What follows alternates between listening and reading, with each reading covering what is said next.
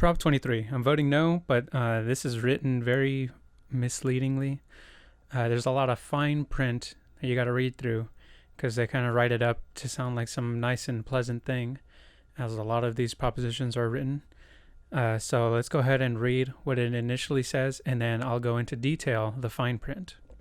So the summary reads as, requires physician, nurse practitioner, or physician assistant on-site during dialysis treatment. Prohibits clinics from reducing services without state approval. Prohibits clinics from refusing to treat patients based on payment source.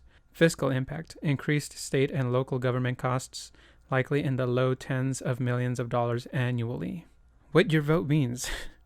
A yes on this measure means chronic dialysis clinics would be required to have a doctor on-site during all patient treatment hours. A no on this vote means chronic dialysis clinics would not require to have a doctor on site during all the patient treatment hours. So basically the way it's written is it kind of just sounds like whether it's going to require a doctor to be on site during dialysis treatments for patients, or whether to not have doctors on site during dialysis treatments. When really it's just like a doctor doesn't really need to physically be there as you're being attached to the dialysis machine, because a doctor, usually the dialysis machine does the work. The doctor doesn't have to actually use like a siphon to siphon the blood out and then put it and then clean it and then put it back in the machine. That's what the dialysis machines are for. So to have a doctor on site present with you doesn't really make sense, because the doctors are probably needing to see actual patients to figure out how much of the dialysis treatment they need, how severe it is that their condition is in relationship to what they will need with dialysis or from dialysis. So yeah, doctors should really just be seeing the patients, and then when that patient is actually on dialysis, then the dialysis system should be run by the physician assistants, nurses, dialysis technicians, and things like that. I used to have a cousin who worked for a dialysis hospital. I used to clean the machines and stuff. So yeah, it's just to have a doctor there present during every waking moment of like you having dialysis treatment, that doesn't make sense, because doctors have other priorities as far as helping the patients figure out what they need. Once they figure out what they need, then they know what to do. Now let's read a little bit more into the fine print. So it requires at least one licensed physician on site during treatment at outpatient kidney dialysis clinics. Authorizes California Department of Public Health to exempt clinics from this requirement if there is a shortage of qualified licensed physicians and the clinic has at least one nurse practitioner or physician assistant on site, which most places will. So I don't see why that just seems so pointless to have in, because it's like, what else do you think that dialysis centers are going to have? Like, you just got to hook yourself up to the machine, and while the doctors and the nurses go party in the back or something like that. I mean, I'm sure there's some irresponsible doctors and nurses. It's not like every single doctor and nurse is the most responsible person on the planet. Not even going to debate that that's, an issue. I'm sure there's a lot of people like that. And I'm not trying to specifically point those people out, and I'm not trying to make it seem like all doctors and nurses are like that. I'm just trying to be realistic. It prohibits clinics from closing or reducing services without state approval. Now that's where things get a little tricky. So how CDCs are regulated, and this is not the CDC that, it's not the Center of Disease Control, because most people are probably thinking, oh, CDC, Center of Disease Control. No, it's, in this case, we're talking about certified dialysis clinics. Federal regulations require a medical director at each CDC. Federal regulations require each CDC to have a medical director who is a board-certified physician. The medical director is responsible for the quality assurance, staff education and training, and development and implementation of clinical policies and procedures. Federal regulations do not require medical directors to spend specific amount of time at the CDC. However, federal guidance indicates that the medical director's responsibilities reflect about 1/4 of a full-time position. Analysis by the legislative analyst. CDCs must report infection-related information to a national network. So to receive payments from Medicare, CDCs must report specific dialysis-related infection information to the National Healthcare Safety Network at the Federal Centers for Disease Control. For example, CDCs must report when patients develop a bloodstream infection and the suspected cause of the infection. So basically, the CDC must report to the CDC. The certified dialysis clinics must report to the Center for Disease Control. So that's two CDCs colliding there. Now, the proposal here is it requires each CDC to have a doctor on site during all treatment hours. The measure requires a CDC to maintain at its expense at least one doctor on site during all hours patients receive treatments at that CDC. The doctor is responsible for the patient's safety and provision and quality of medical care. A CDC may request an exemption from CDPH if there is a valid shortage of doctors in the CDC's area. If CDPH approves the exception, the CDC can meet the requirement with a nurse practitioner or physician's assistant rather than a doctor. The exception lasts for 1 year. So again, like I said, it doesn't take a doctor to run the entire dialysis hospital. There are dialysis technicians, nurses, physician assistants and stuff like that. So it's too much overreach on the government part. Requires CDCs to report infection-related information to CDPH. The measure requires each CDC or its governing entity to report dialysis-related infection information to the CDPH every 3 months.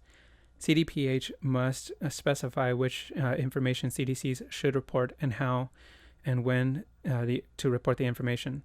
CDPH must post each CDC's infection information on the CDPH website, including the name of the CDC's governing entity. So earlier it said the CDCs must report infection-related information to a national network. So this is already happening. So it's nice to have the information available on multiple sources, but this is already being relayed through a national network. And the clinic for dialysis centers have to report to the Center for Disease Control. So the CDC is already reporting these things to the CDC, to the other CDC. Charges penalties if CDCs fail to report infection-related information. If a CDC or its governing entity does not report infection information or the information is inaccurate, the CDPH may issue a penalty against the CDC. The penalty could be up to $100,000 depending on how severe the violation is. The CDC may request a hearing if it disputes the penalty. Any penalties collected would be used by the CDPH to implement and enforce laws concerning CDCs. Okay, now here's the problem with this.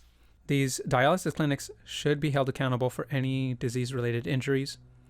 However, to demand that the CDC pays the government a fine rather than the patient who they injured is crazy. Okay, because if this dialysis center does something that infects or injures one of their patients, the patients are the ones who should be getting reimbursed and financially compensated for, not the government. Because the government is not the one who is in the CDC receiving dialysis treatment. The one who is receiving dialysis treatment is the citizens, you.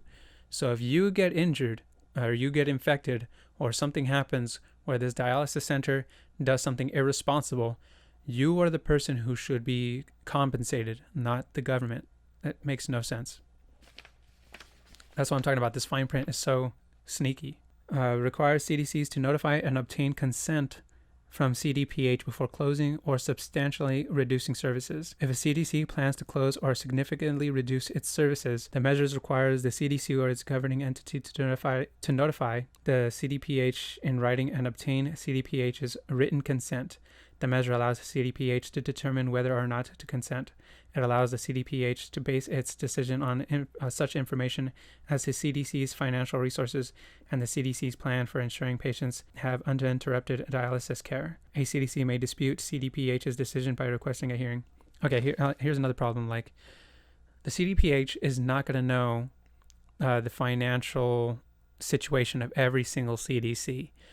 So if there's a CDC in an area that is not as populated, so it doesn't receive as much funding, or it could be the opposite. It could be that it's the only CDC in an area, so in that area, people are only going to that one, so it's probably making more money. Then there's going to be different scenarios going on, versus if you're in a very populated city. Like if you go to a populated city and there's multiple CDCs, there might be one CDC that is not as active and not as making as much money as the other ones.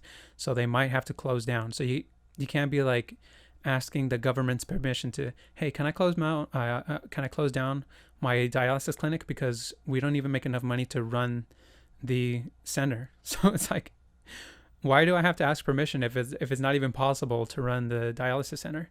It's like, well, what if they say no? Like, no, stay open.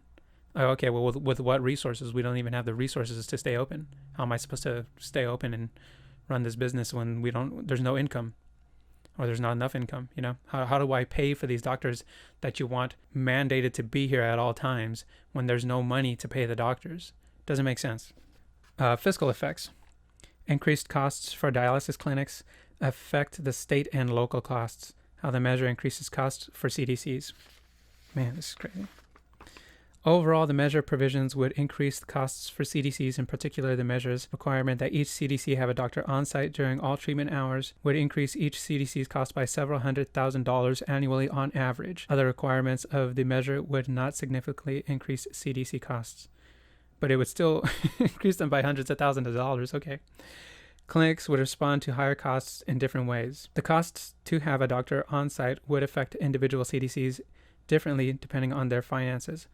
Most CDCs operate under a governing entity that operates multiple CDCs, so the governing entity could spread costs across multiple locations. Governing entities might respond in one or more of the following ways. Negotiate increased rates with payers. Well, that sounds great, doesn't it? First, governing entities might try to negotiate high rates from the entities that pay for a dialysis treatment to cover some of the costs imposed by the measure. Specifically, governing entities might be able to negotiate higher rates with private commercial insurance companies, to a lesser extent with medi-cal managed care plans. So if you want to, for people who do like to have their own personal healthcare options, you know, your own personal choice, it's going to increase that for you because now the government's pretty much getting involved and telling these CDCs what to do. So man, this is crazy. The measure could increase healthcare costs for state and local governments by low tens of millions of dollars annually. Under the measure, state medi-cal costs and state and local employee retiree health insurance costs could increase due to governing entities negotiating higher payment rates and patients requiring treatment in more costly settings like hospitals due to fewer CDCs. That's exactly what I was saying earlier. So I was like, for one, if these CDCs start closing down, patients are going to have to start going elsewhere. And if they have to, get the treatment in an actual hospital, now the hospitals have to take on the extra equipment and make more room to create a dialysis type center, which is like, it's crazy. Now you're adding a financial burden to the hospitals and the patients because it's going to cost more for the hospitals and the patients. It's crazy how like they try to, because there's like pros and con arguments usually with these voter information guides. So the pro arguments is that it combats poor hygiene in dialysis clinics by requiring infection reporting, improvising staff, including requiring a doctor in clinics during treatment, stops discrimination based on patients' insurance, applies improvements to all clinics, whether in healthy neighborhoods or poor rural Black or brown communities. And they try to get you with the poor Black and brown communities, but it's not like there's a clinic in a poor rural Black and brown community and you walk in and they're like, I'm sorry, you're Black and brown, we can't help you. That's not how that works. That's illegal. So like it's already illegal to do that. So I feel like they just put that on there to try to guilt you into supporting this bill. It's crazy because it's like they act as if there's no one in these facilities, maintaining the machines and whatnot. I've known many people who have had dialysis treatments. They do have option where they can bring the machines to your home and then you do it from home. Like I said, my cousin used to work for a dialysis center. He was a technician and he would clean the machines and he would clean them every day. He would clean like multiple machines every day. So there's people there cleaning the machines. And like I said, when people are irresponsible, these technicians, these nurses and stuff, when these people are irresponsible and it results in the injury of the patient should be compensated, not the government. You shouldn't be paying $100,000 fine to the government. That $100,000 should probably be going to the patient who is injured. So yeah, vote no on Prop 23. I'll see you guys in the next video.